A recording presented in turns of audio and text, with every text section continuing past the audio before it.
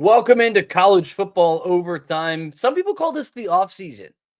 I don't know what the off season is. It doesn't seem like the news just slowed down. Abe, I know we talked about it last time, but I said, oh, well, the coaching cycle seems to be coming to a close. And then we have Sean Elliott. And then we're like, all right, well, this has got to be the last one. And then another move comes out after that. So we're going to discuss all of that today. It's a beautiful Monday morning. We are all right here, breaking all of the college football action down. We're going to talk about Dell McGee coming to Georgia State, leaving the University of Georgia. We have new additions coming to the University of Georgia. Plus, we have the college football playoff talking all sorts of madness with expansion. We haven't even expanded the expansion that we had. Well, then we have the NCAA and what all this stuff's going on with Tennessee. But before we get into all of that, Abe Gordon, got to talk to you, man. How you doing? Yeah, we're hanging in there, man. Just staying up on Twitter, trying to follow all the news as it cycles through. Like you said, I really did think at some point it would slow down. Maybe at some point it will, but we certainly haven't reached it yet. But it is not this day. This day we continue our coaching carousel because Dell McGee was hired at Georgia State. He becomes the fifth Georgia assistant coach hired directly off of Coach Smart's staff and into the role of a head coach. He joins the ranks with Mel Tucker, Sam Pittman, Dan Lanning, and Fran Brown, who did it this offseason as he goes to join Syracuse. Dell McGee is going to Georgia State. It's been a very busy offseason. I want to start with the discussions with UGA before we kind of jump into what Dell McGee is going to do at Georgia State, because I think both are very interesting conversations. The Bulldogs have been very busy this offseason. Fran Brown, like I mentioned, he leaves to go to coach at Syracuse. He's the head coach up there in New York. Will Muschamp, he moves into an off-field role. Dante Williams was hired to be the new defensive backs coach. Travaris Robinson comes in to take over Muschamp's role as co-defensive coordinator and safeties coach. Lots of activity, plus one that we're going to get into on the offensive side of the ball in just a minute with James Coley coming back to coach wide receivers. Brian McClendon's gone. I mean, this has been a season, an offseason of upheaval for Kirby Smart's staff. Are you a little worried that they're going to lose some of that continuity? Because I don't think I am. No, I don't think so. I think this is part of the perks, if you will, part of the problem, however you want to term it. It's a good problem of being the best head coach in college football. And we see it in the NFL too. The offensive-minded head coach and the ones who succeed have a lot of guys picked off their staff to be head coaches elsewhere. It's no different in the college game, whether it's on offense or defense. And look, Nick Saban had his time where he had year after year a coordinator or position coach being plucked, and now it's Kirby Smart's turn over the past couple of years. No different. Dell McGee, though, is a very interesting coach. I mean, this is a guy that maybe had a different career path than so many of the other guys who are getting head coaching opportunities now. I mean, this is a guy that started as a position coach at the high school level. He was a coach for 7-8 years here in Georgia at Carver Columbus before he took his first steps into the collegiate game. I played him in high school, by the way. Not him specifically, but I played Carver Columbus in high school. They kicked the crap out of us. I will say. Yeah. He had a pretty good program. He coached Isaiah Crowell over there at Carver Columbus. That's a really good team that he's got over there. Beat for any of you people who know Georgia high school athletics. Buford High School is a stalwart, a killer, a juggernaut, especially when they were down at the 2A level. Carver Columbus was one of two programs ever to beat them in the regular season. So he's a pretty good high school head coach, by the way, and he won a state championship there too. Go ahead. Yeah, so he came up through the high school ranks and started at Auburn as an analyst and worked his way. Actually did have one game of head coaching experience as an interim head coach in a bowl game, the GoDaddy Bowl, a victory in 2015 as he stepped into the shoes there at Georgia Southern, but now certainly sliding across conference to Georgia State. Look, would he be the man that they ultimately settle on at a different timeline? Who knows? But they played with the timeline they have. And by all respects, everyone who knows Dell McGee, everyone that I've heard from, talked to, seen tweets of, incredibly complimentary of Dell as a coach. And so I do look forward to see, we've talked about this through the earlier aspects of the coaching cycle. he is not playing with a bare cupboard here. Sean Elliott has done a good job to build this program. He's picking it up from where it is. And yes, he hopes to take it to those next levels, but he is not picking up a completely bare roster. And so it'll be very interesting to see how quickly he can get things up and running. Obviously, we talked about it last week when it was announced that Sean Elliott was leaving. Yeah. Spring game, spring practice, what are the reinstitutions there and the timeline there? Because they made this hire very quickly. It seems to be a very positive momentum hire. And I look forward to seeing what he can do. He's going to be introduced at a Monday press conference and then potentially joining us on 92.9 The Game later that day. So look forward to chatting with him. Yeah, for sure. I mean, he's a damn good coach, man. Let me tell you what. I mean, look, I'm a Georgia Southern grad. I was in college when he was coaching at Georgia Southern, and he was really good. And there were a lot of people, and I can speak from experience because I was around a lot of the people who were having these conversations down at Georgia Southern. When he was named interim head coach after the vacancy was left, look, a lot of people wanted him to be the head coach. A lot of people did. And he ended up not getting offered the job. He leaves to go coach with Kirby Smart. And I think that was a good thing for his career, ultimately, because he went and coached for the best coach in the SEC, or currently the best coach in the SEC. And he could continue to build up his resume. And look, the resume is strong. Since he joined UGA in 2016, he's produced 6 running backs who were drafted. He recruits all positions. It's not just running backs that he recruits, but many of them have been played up to the level of Pro Bowlers: Nick Chubb, James Cook, DeAndre Swift. I mean, these guys are really talented that he brought up, but he recruited a lot more than running backs. Like I said, he recruits defensive players, offensive linemen, wide receivers, because he builds connections and players love him. They adore him. I've had the opportunity to meet him multiple times because I cover Georgia high school athletics for our station, Sports Radio 92.9 The Game in Atlanta. And he's often on the sidelines covering games or going and scouting out players. And you just go up and talk to him. Extremely personable guy. Players love him. Fans love him. The coaches on the staff, they all love him. I think this is a slam dunk hire for Georgia State. He's a damn good recruiter. And ironically, even though Georgia State exists within downtown Atlanta, I think they've recruited one the Metro Atlanta player in the last, each year for the last 3 years. That's almost unacceptable. That's kind of unacceptable, if you ask me. I mean, if you have to be real honest with it. Well, Dell McGee is going to change that very quickly. I think he is as good of a hire as Georgia State could have prayed for. He's very well connected throughout Georgia. I mean, he's a really good coach just in his own right, but ultimately it comes down to recruiting. In this day and age, recruiting is paramount. And I think Dell McGee does it better than just about anybody else in the state of Georgia. But you also mentioned the fact that Georgia State's a pretty good program in its own right.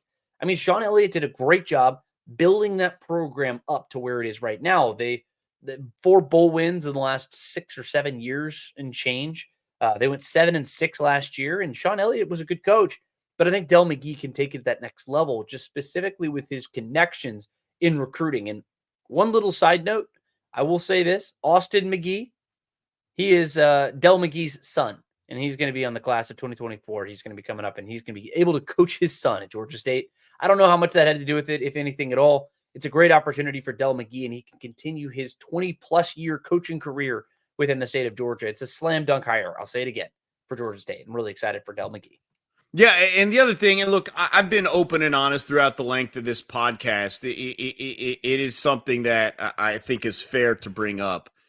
Georgia State understands itself as a program. You are not bringing in Dell McGee to win a national championship, but can he do what Sean Elliott has done and compete for the conference, potentially win the conference, and then we'll see where you end up. Is there a spot in the playoffs from there?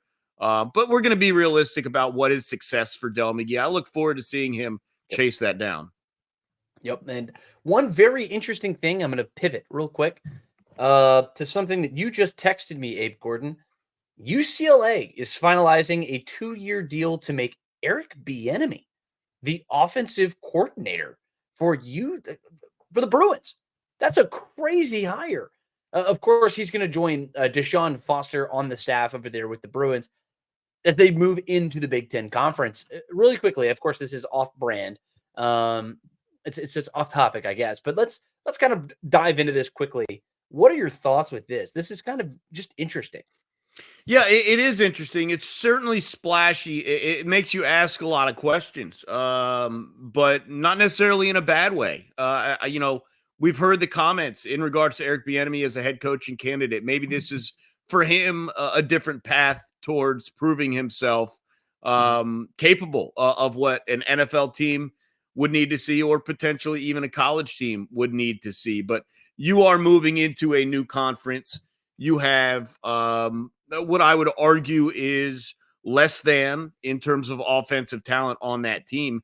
Is Eric Bieniemy the sort of guy that can maximize that talent? I know you had, when you were in Kansas City, I know you had Patrick Mahomes.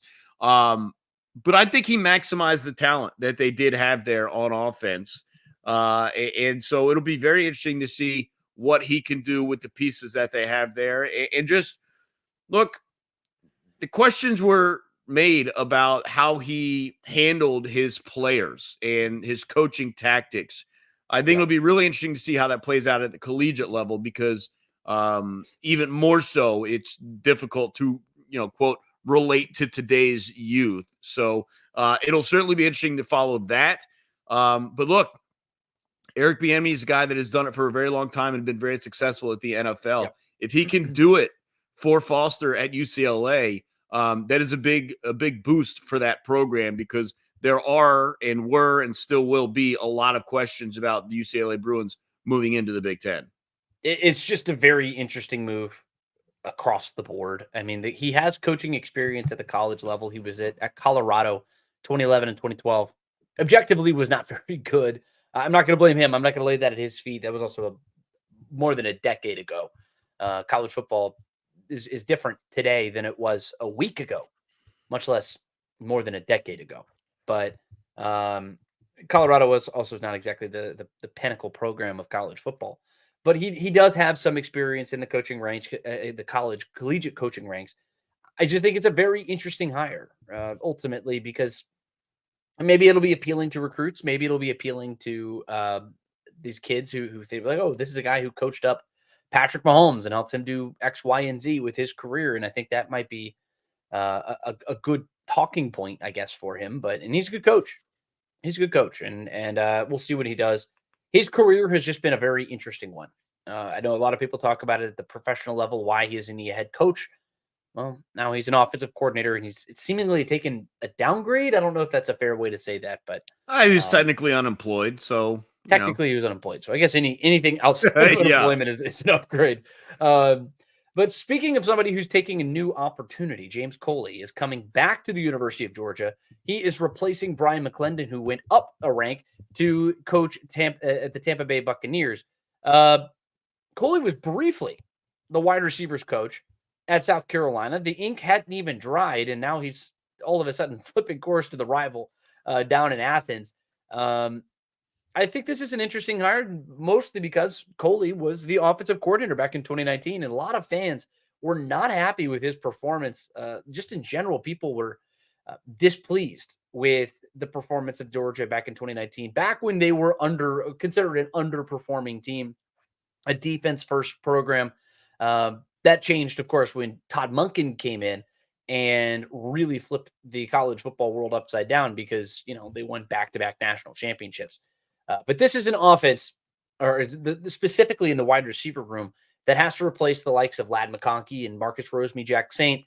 But they do return like a Dylan Bell, a Dominic Lovett, a Ra Thomas. I think this could be one of the better wide receiver rooms in the SEC, even in college football in general. But I think the number one thing for James Coley and for the University of Georgia, he is one of the top recruiters in the country. He's elite at recruiting talent, especially in the South Florida region, especially in Miami. And that was a spot that he feasted on, specifically that Miami spot. And there's a lot of talent coming out of there from the Sunshine State. And I know that Kirby Smart's going to be happy to have him back. Yeah, just an incredible run from Coley at South Carolina. I mean, the stuff that he did there was wild. Hang the banner. Hang You the know, banner. I'm looking at this from a different perspective, Garrett, and maybe you disagree with me, and that's fine. We had a situation where Mike Bobo was on staff when Todd Monken was taken to the NFL. I do wonder if some of the thought process here by Kirby Smart, in addition to the things that you pointed out, wide receiver coach, an excellent recruiter, is this is a guy that has offensive coordinator experience, and maybe you're just preparing for what we know is eventually coming. If Georgia's offense continues to look the way it has looked, Mike Bobo is going to be taking a promotion somewhere as well.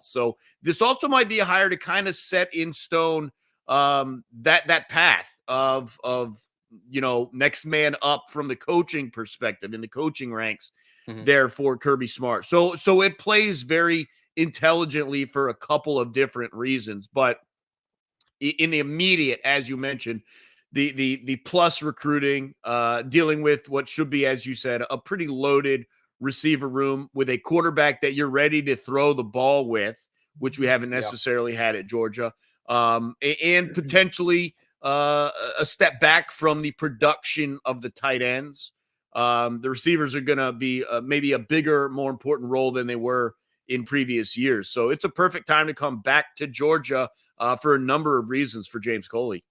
Yeah, I think this is a slam dunk. I love this hire. I mean, plus you're weakening a rival in South Carolina. So that's always a fun thing to do if you're Georgia. But I like the idea. I like that idea. Not head coach, excuse me, the offensive coordinator in waiting, which is a very similar thing to what Mike Bobo was for Todd Monken. Exactly. When Todd Monken was here on staff. Exactly.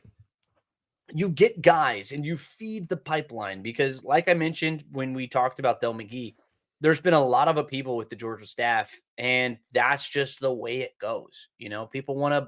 People look at the most successful program, which Georgia's been the best program in college football for the last 3 years. I know they didn't win a national title last year, but the team that won a national title lost its head coach and its entire coaching staff, on top of maybe like 40 seniors, it seems like. But ultimately, this has been the best program in college football for the last 3 years. People want a piece of that pie, and people are going to come and try to take a slice out, and so you have to have that next person in the ranks who's able to take that spot and kind of build the program. And so you don't lose that continuity that we discussed. And I think Kirby Smart, I mean, he's the best coach in college football right now. I don't think that's too much of a stretch to say that. I think he knows what he's doing, and he learned from the best coach in college football in Nick Saban. I mean, the guy was able to consistently replace coordinators year in and year out. I mean, there are only two coaches who I think have done that consistently at a successful rate, and that's Kirby and that's Nick Saban. And if you're able to do that, that's how you sustain and create and then succinctly sustain a dynasty. And Georgia, I don't think is at a dynasty level yet. You got to win multiple championships with multiple quarterbacks, in my opinion, at the collegiate level.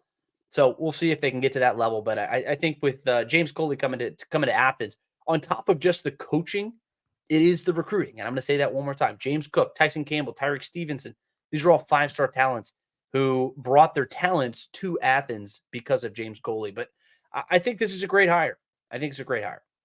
Yeah, I look forward to seeing how it plays out because like we've said, I think the receivers are going to be more important this year for Georgia than in most of the years in recent memory. So he'll be hands-on with what could make or break Georgia's season ultimately.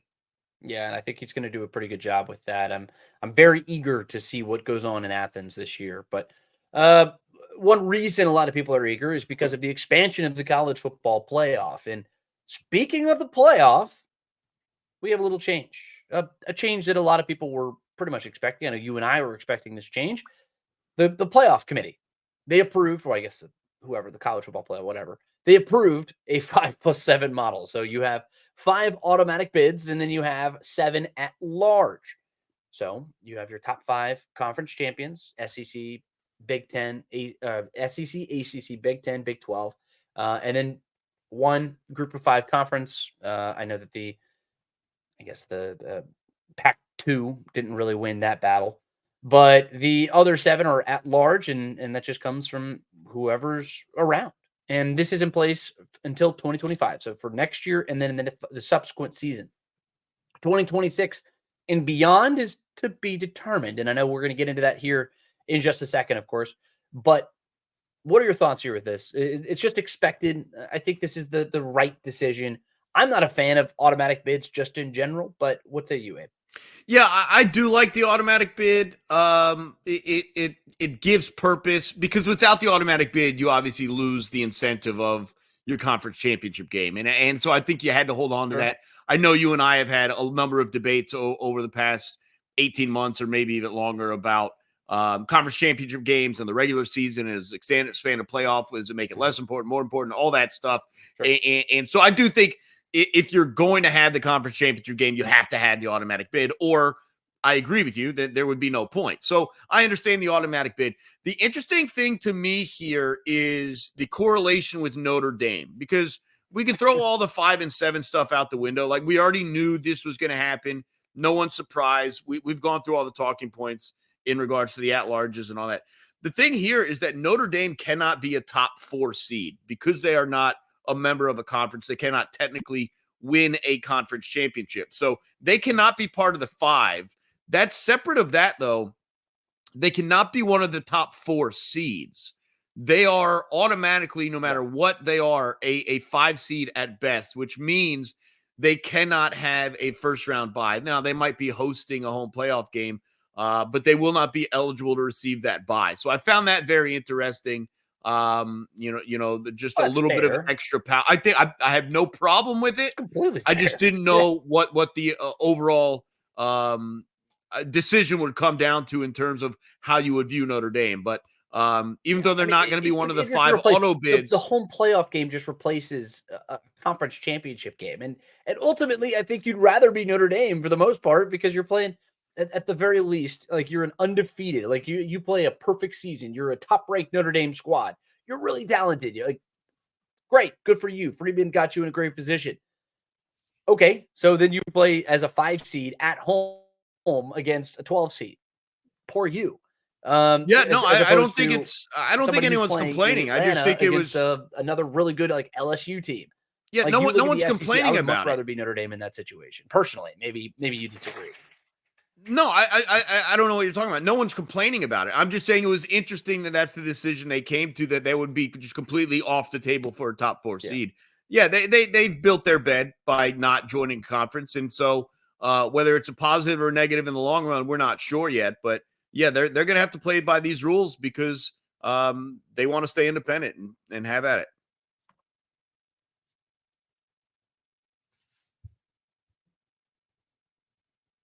You there?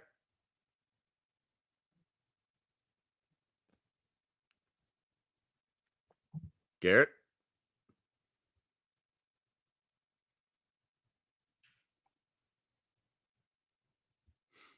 Yeah, we'll see what ends up happening with all of that. But the playoff committee does expand to the 5+7. I think ultimately this was the expected decision. And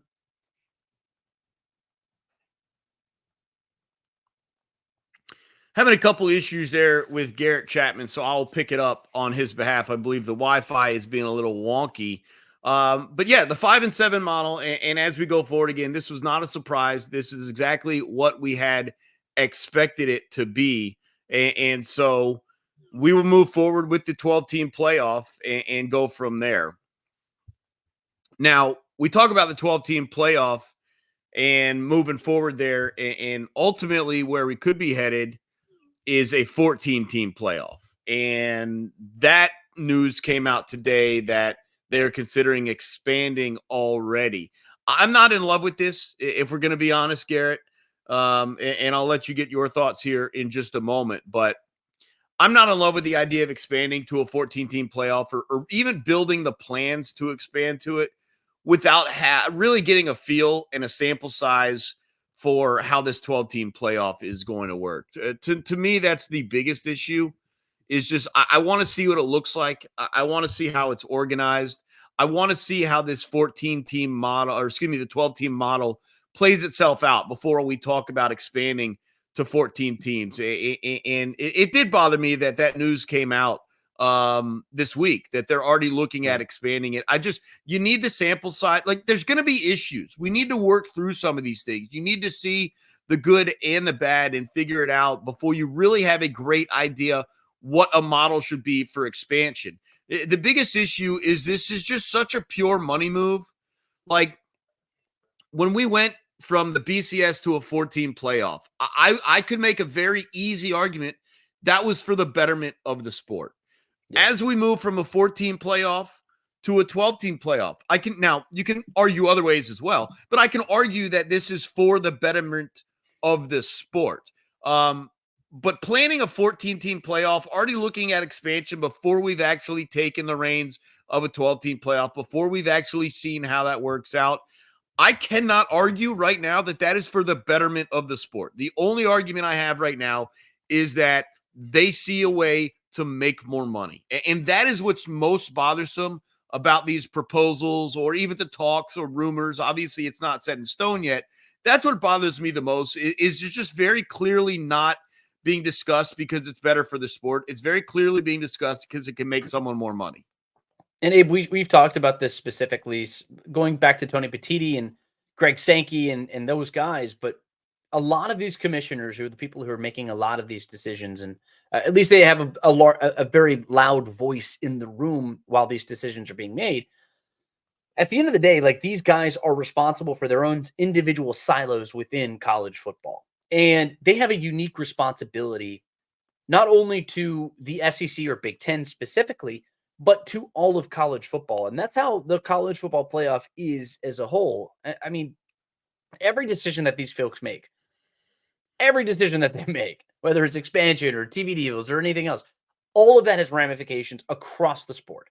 Everybody is impacted, going all the way down to the group of five at the lowest level of college football Division I athletics. And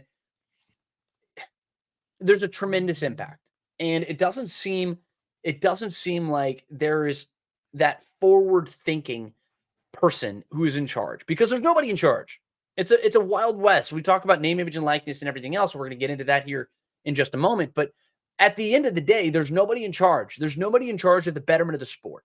There's no Roger Goodell who's there. And of course, Roger Goodell is in place in the NFL specifically to protect the league and make the league money and make the owners money. I understand that fact. But he's also there to protect the shield. His number one job is to protect the shield. There is nobody in place in college football right now to protect college football. Nobody's there. And I know we've heard coaches talk about it. Chip Kelly talked about it. Nick Saban's talked about it. Kirby Smart's talked about it. All of the major coaches have talked about it.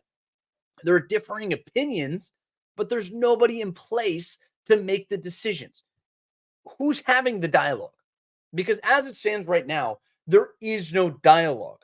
It's just media members, not media members. I mean, like the suits of media members, who are the people who are making all of these big money decisions, and the people who are pocketing the dollar bills that are coming into their pocket.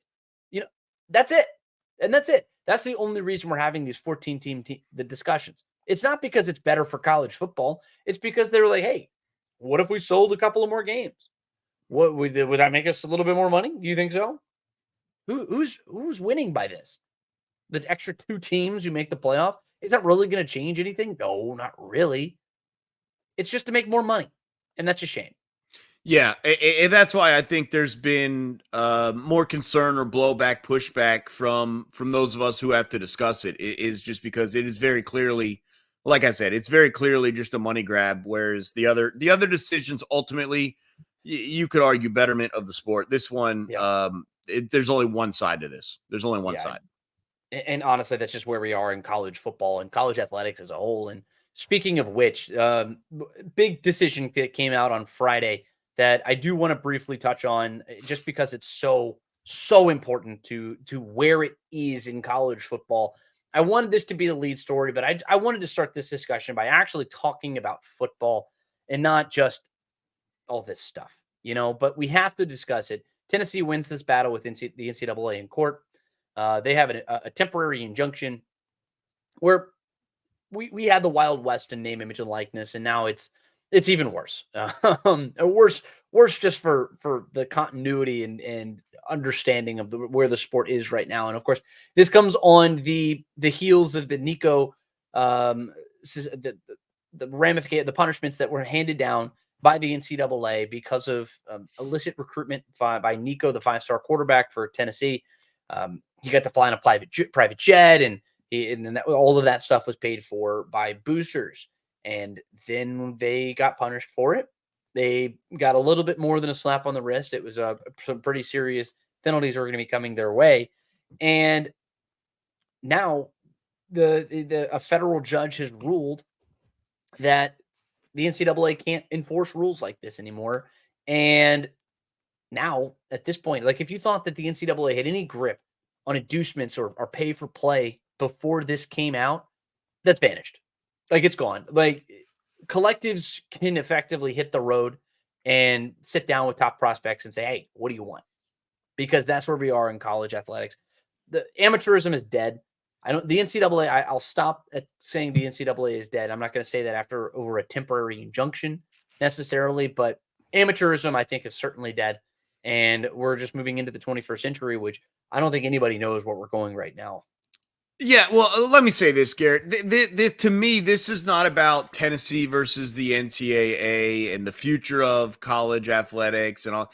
This is simply a massive legal misstep by the NCAA. And I don't think ultimately it's going to change what we get out of the long run in this, but you're pretty much anything goes for the time being. This is not a ruling in favor of Tennessee or against the NCAA. It's an injunction of enforcement. And so right now, it's worse than if the NCAA had done nothing and had not filed this lawsuit at all. They had taken all of the reins off. And all I would say is just a word of warning to both prospective student athletes and to collectives. While it is open season right now, while you can do essentially anything you want, while there's a complete injunction on this stuff, just make sure you understand and read the contracts and the fine print, because right now is a very dangerous time to be a student athlete. It's very easy legally to be taken advantage of. So I would just a word of warning, find legal representation to make sure that everything is where it needs to be and should be moving forward, because at some point, one way or the other, the injunction will be removed, and you don't want to find yourself tied to something you don't want to be tied to. Yeah, there's a reason that athletes have agents, people who represent them, who make these decisions. And it's dangerous for the collectives too, both sides of this. It's dangerous for all parties. And I know Charlie Baker has called on Congress to enact some form of legislation to protect all parties, because there are some vultures out there who are going to come out and take advantage of this, and somebody's going to get hurt financially, publicly, and it's going to be kind of brutal at some point. And it's like some people celebrate and look, I mean, the NCAA is in a very interesting predicament. It's the bed that they made, and they got to go lay down in it. But ultimately, the NCAA is their future is uncertain, and it feels like they're grasping at straws at this point. But they're not dead yet. I mean, we'll see what actually ends up coming from this, and it is, of course, a temporary injunction, so it's not finite. We don't know if this is the final situation that's going to actually end up happening. But the problem is we have an endless patchwork of state laws and court opinions that differ from state to state, and that's dangerous. And if we're trying to create a situation where there's parity in the sport, where there is an even playing field, that I don't know if there was ever an even playing field in college athletics in general, but it's just at that level where they're not even pretending anymore. And college athletics it's at a very interesting spot in its history. And I think we're going to look back at this as a massive turning point. These last couple of years have just been massive in whatever the future of this sport holds. And I don't know where it's going. I don't know what's going to be happening next, but I do know that the NCAA has completely failed to get a handle on any of this. And I will call again, and I'm going to say it again. There needs to be leadership with college football, and I know that the SEC and the Big Ten have attempted to set aside and go out and make decisions on their own. But the NCAA has proven time and again that they're incapable of making these decisions. And I don't think praying that Congress is going to help you is going to do much good. Yeah, Congress has to do stuff legally, and that's why you get an injunction where they don't really grasp how big a deal taking regulation off the table, even for a short time being, is. The issue you bring up with leadership is that the SEC and the Big Ten aren't really leadership either. No. Maybe more so than what we have, sure, but ultimately for the wrong reasons. You need independent leadership. You need someone who does not benefit one way or the other leadership. Obviously Nick Saban is the sort of guy that is looking to assist that, but right now, unfortunately, not being given that opportunity. Yeah, we'll see if that actually ends up happening. But I do know that we're at a crossroads. I know that we're in a situation where a lot of different things are going to be happening over the next couple of months.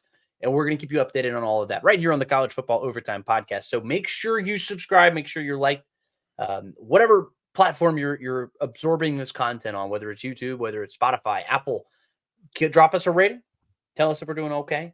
And if you have something you want us to cover, make sure you let us know. But we're going to be keeping you company all offseason long because the offseason doesn't exist in college football. As you can see, based off of all the news that we're doing, we just did 40 minutes right there of just random offseason activity on a couple of topics. So we're going to be doing that all offseason long.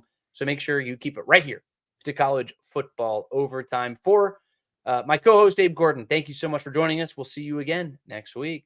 Thanks.